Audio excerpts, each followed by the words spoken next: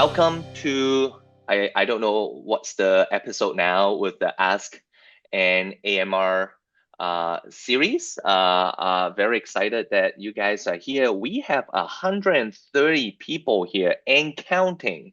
Mhm. So very excited. Welcome to Ask an AMR AE section. My name is Chak. I'm one of the associate editors of AMR. I'm also a faculty member of management at the City University of Hong Kong, and I'm serving as your host today. Thank you for joining us again. The general purpose, very quickly, of Ask an AMR AE series is to introduce an AMR AE regularly, present a topic related to publishing in AMR. For example, why papers are rejected, what papers are given a chance for an R&R, how to navigate the review process, ethical consideration of publishing conceptual paper, just a lot of different types of AMR related topics, and also a chance for you guys to meet an AE and ask any questions you have. I believe we will have one more Ask an AMR AE series coming in about 2 weeks. It's about how to write a dialogue. It will be hosted by Dana, and again, I encourage you to join. Next year, we are in the process of planning more Ask an AMR AE series, and again, we'll try to have them in different time zones. So we have now two in Asia time zones. I think the next one will be back to either European or American, US, North American time zone. But we'll try to do it at different time zones, to so that we speak to different audience as much as possible. Now, some of you may know we actually still have one special topic forum coming up in January, and so I would strongly suggest you to check it out. I'll share the link later. If you're interested in the topic, I would definitely encourage you to submit a paper. Today, we are very fortunate to have Kris Byron, who is the editor-in-chief, to share with us on clear writing. And I can't tell you how important this topic is. And honestly, I think that this is relevant not just for writing an AMR manuscript or AMR Mhm. paper, but I think it's relevant for writing any paper. And so this is how we will go for the rest of the hours. We'll have Kris is going to give a brief presentation, 10 to 15 minutes, which is recorded. But then next we will come to the Q&A section, and during the Q&A we will stop the recording. All right. So feel free to ask any questions that you have specific to AMR, or not related to clear writing. That's great. The chat is just for me and Kris for today. So you should post your questions and ignore everything else going on in the chat. That will be one rule we have here. I think that's it. I'm going to pass the mic to Kris. And guys, please feel free to ask any questions anytime. All right, Kris, to you. Great, thanks. Yeah, so it's so nice to be here. Like Chuck Fu said, I'm Kris Byron. I'm the current editor-in-chief of the Academy of Management Review, and I'm going to be talking to you today about writing.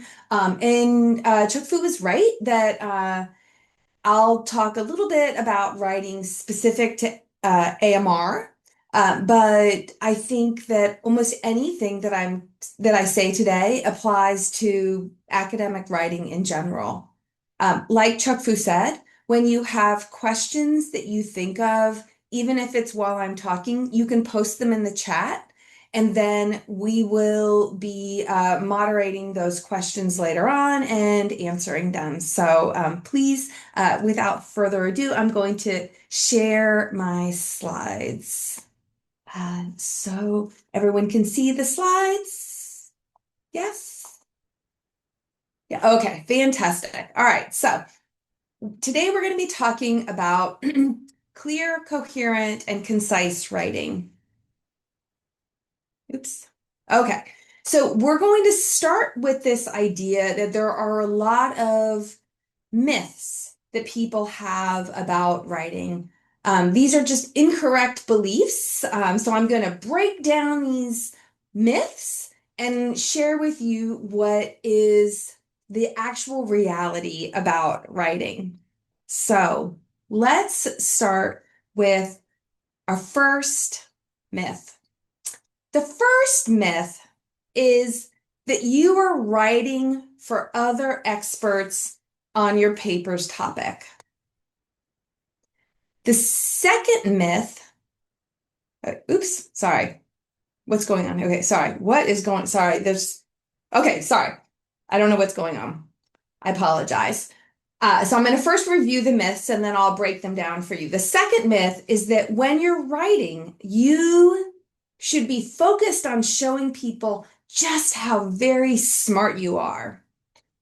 The third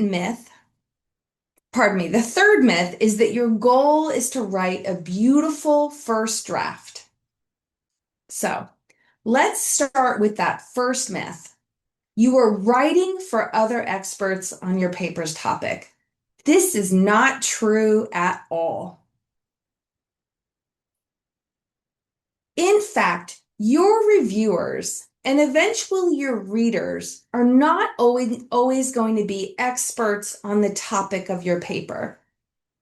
In fact, I'll let you know that at Academy of Management Review, if we get your paper on a specific topic, we will make sure that at least one, but oftentimes two of your three reviewers are not subject matter experts.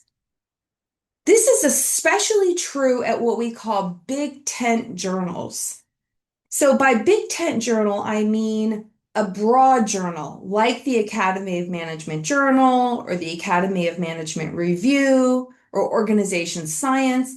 The idea is that these are large journals that span many different topics in management. And when you're writing for a journal like that, we want to make sure that your paper is accessible not only to people who are already familiar with the topic, but also with people who might not be familiar with the topic.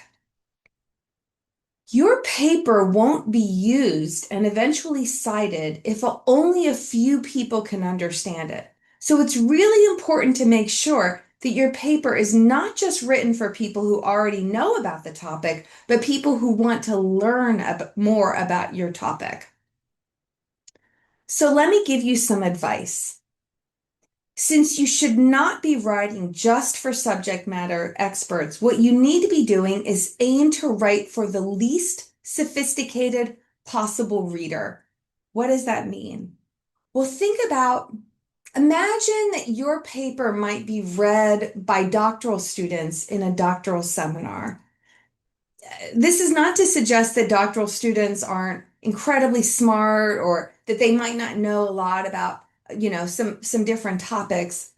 But certainly most doctoral students who start a PhD program are not considered subject matter experts yet. It's really important that your paper could be accessible even to people who don't know much about the field of management yet. So what would that look like? Well, let me give you some real concrete advice. One piece of advice is to write out abbreviations. It is so frustrating when I go to read a paper and it is just peppered with abbreviations. I'm just going to make some up. CMA, MES, SMA, every time I get to the abbreviation, I have to go, wait a second, what does that abbreviation stand for? If there's more than one abbreviation in your paper, you are asking so much of your reader. That means there's all different sets of abbreviations, and every single time when they're reading it and they get to that abbreviation, they have to go, wait a second. Wait, what does that abbreviation stand for again? It is just not a kind thing to do to your reader. Unless you're using an abbreviation that is very widely understood. So for example, let's say that you're an organizational behavior scholar and you're writing about LMX or OCBs. Unless it's something like that everybody in our field knows what it stands for, you should not be using that abbreviation. Just write it out. I'm telling you, it is the kind and respectful thing to do to your reader. The second thing is avoid jargon. So there is no reason to use excessive jargon. And if you use jargon, make sure that you define what you mean. It's so important.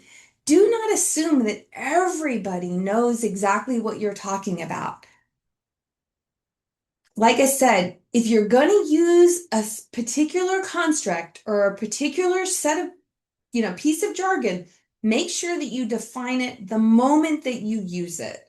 It is so important so that you know that you and your readers are starting from the same place. You also want to make sure that you orient your reader to the conversation that you're joining. Every single time that you're writing a particular paper, there's some jumping off point. There's been work that's been done before and you're building on it. Let us know where in the conversation your jumping point off is. Give us a little bit of background. Let us know how your paper fits into the prior literature.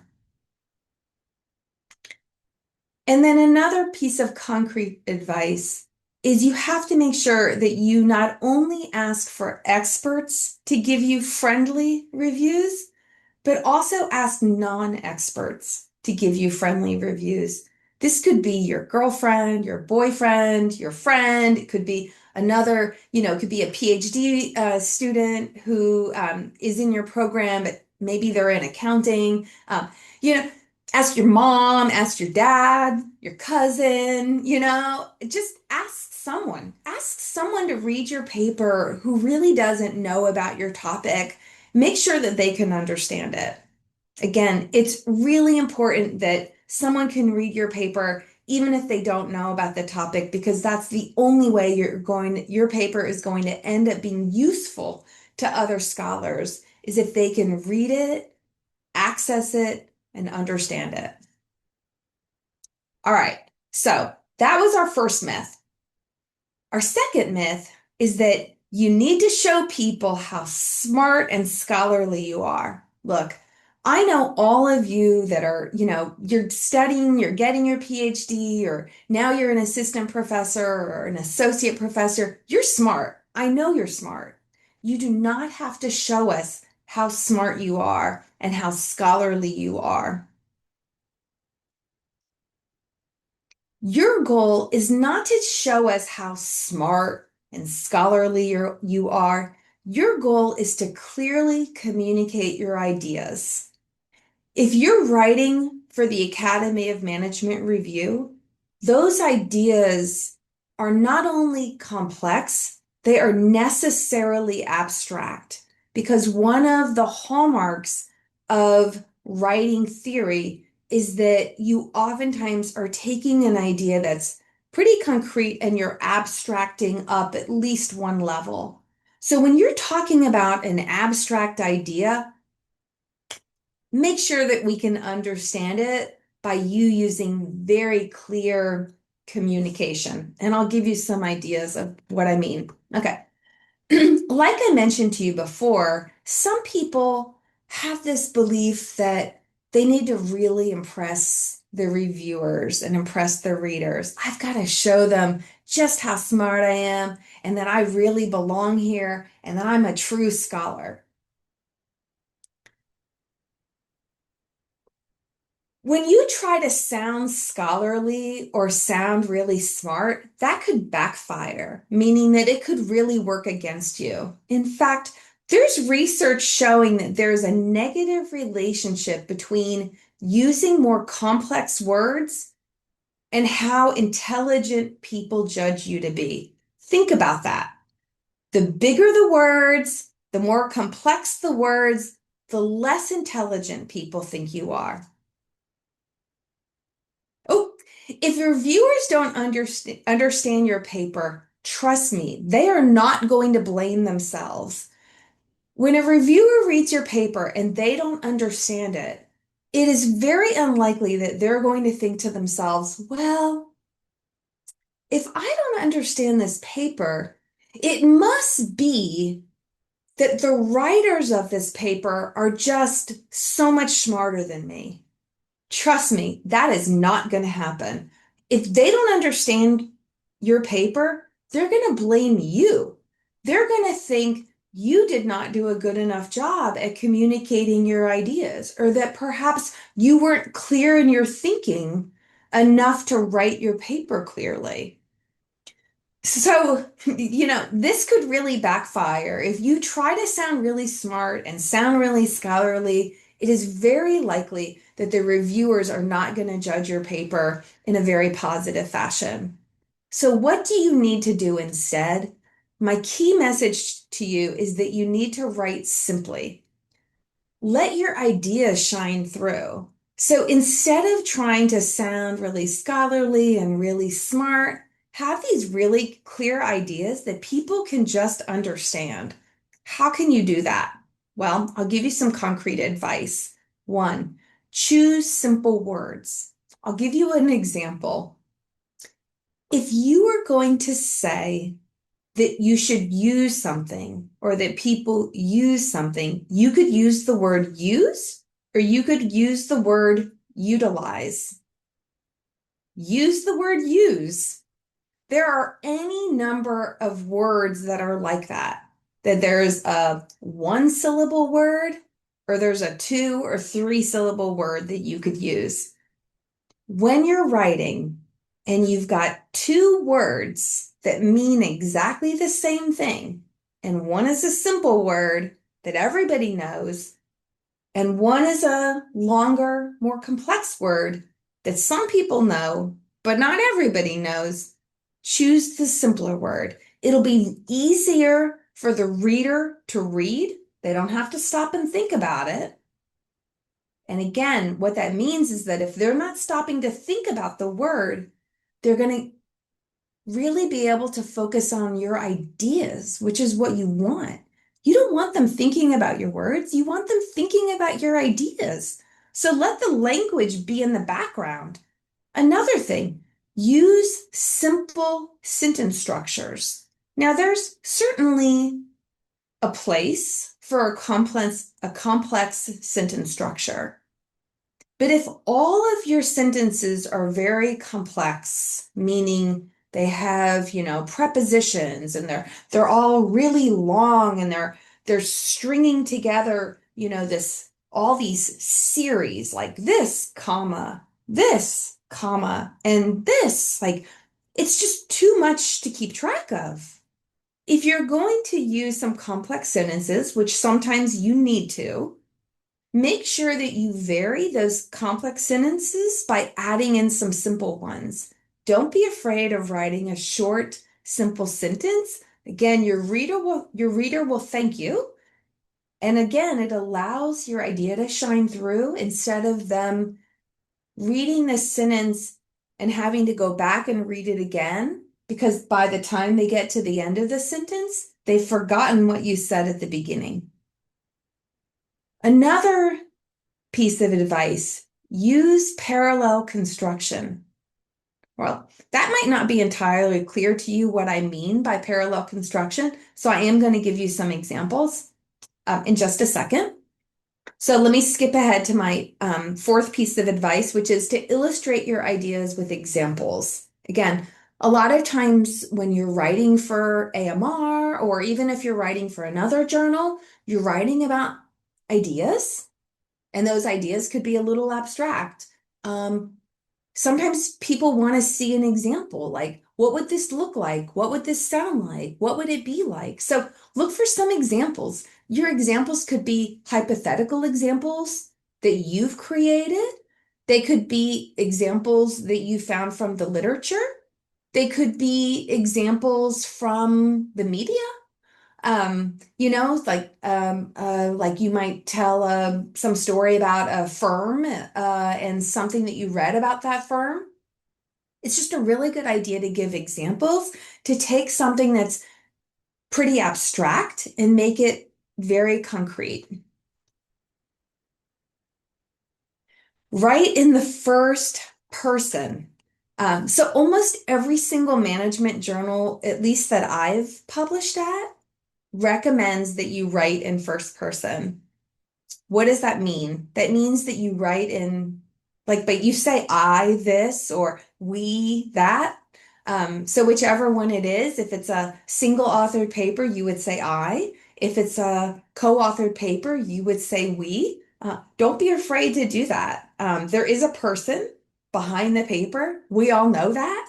And so just acknowledge it and let it be clear who's doing what. And if you have done things, which means so if it's an empirical paper, you collected data.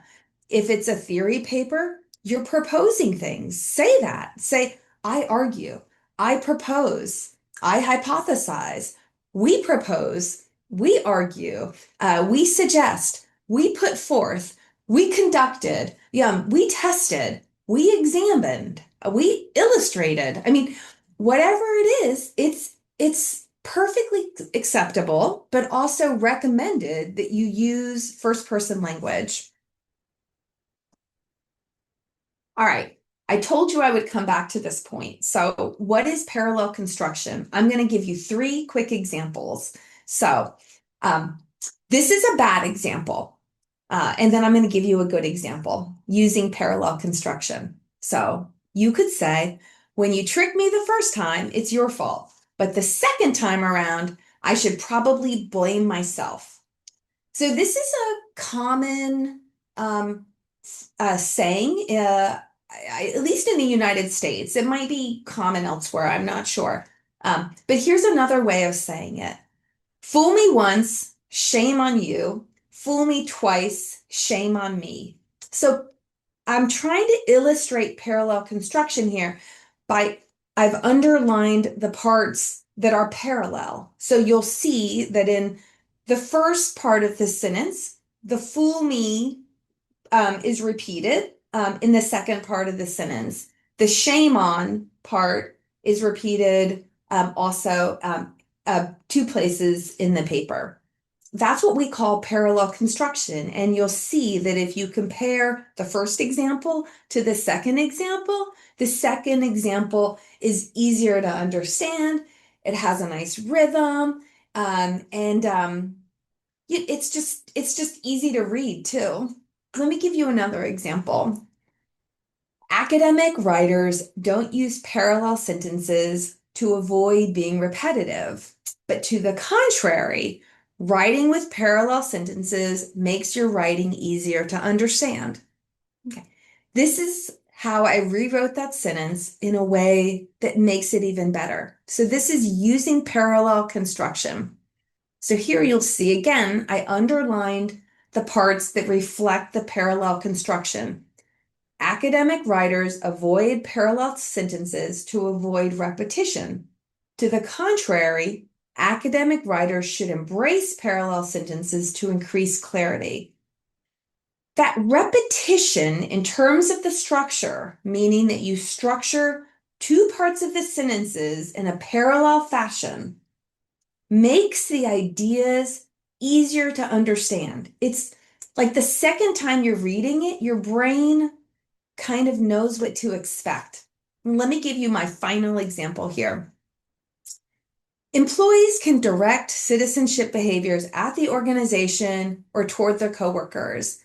Examples of citizenship behaviors directed at the organization are X and Y. A and B are some citizenship behaviors directed toward coworkers. This is a better example. So first we have that sentence saying, of course, we can have these two different types of citizenship behaviors. You'll notice I use the word toward twice. Sometimes people think, oh, I don't want to use the same word twice. It gets boring. It does not get boring. It's easier to read. And then you'll notice that the next two sentences are constructed in a similar fashion. Again, that's parallel construction. We have examples of citizenship behaviors directed toward the organization are X and Y. Examples of citizenship behaviors directed toward coworkers are A and B. Again, it has that nice rhythm and it's easy to understand and easy to read. All right. Let's move on. So now let's talk about, our third and final myth that we're going to be busting. So this one is that your goal is to write a beautiful first draft. Look, that is not your goal. In fact, it is, if that is your goal, you will find that is a impossible goal. Sorry. Okay, I don't know why it's not forwarding. Okay, your goal is not to write a beautiful first draft. Your goal is to make sure that your first draft is just your first draft. That's it. That's your only goal. Write that first draft. You cannot write and revise at the exact same time. That is just an impossible thing to do. And when you try to do both things at the same time, you're just going to end up frustrated and kind of going in circles. Instead, if your goal is just to write your first draft, that's amazing. Just write your first draft. Get words on the paper, then go back and revise. When you aim for perfection, it means that you are very likely to procrastinate.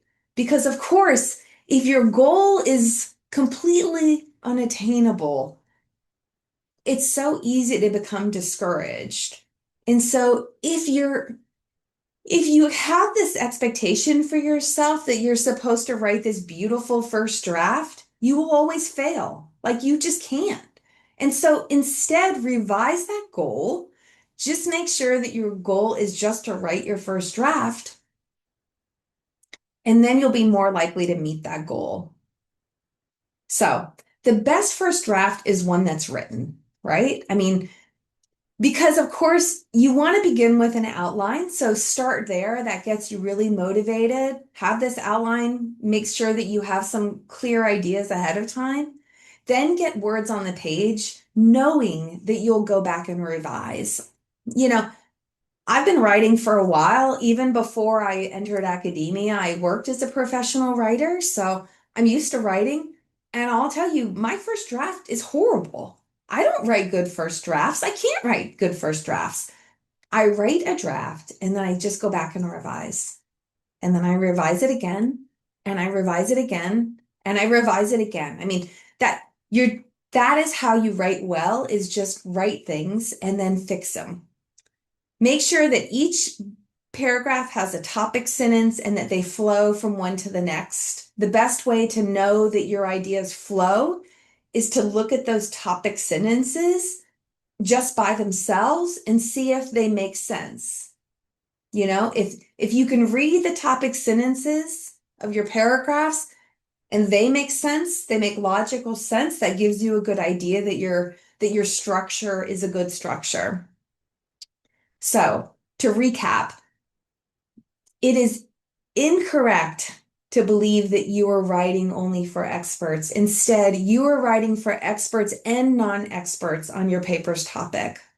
You should not be trying to wow us by showing us how smart you are and how scholarly you are. Instead, you want to aim to showcase your ideas, not your immense vocabulary. If you have an immense vocabulary, use it when you play board games or complete crossword puzzles. It is just not the time and place to show us your immense vocabulary when you're writing for an academic journal. And then lastly, do not think that it is in any way realistic to write a beautiful first draft. Instead, your goal is just to write a first draft. It could be horrible. Who cares? You tried. Then, because again, you'll revise it later. So, yeah, thank you very much.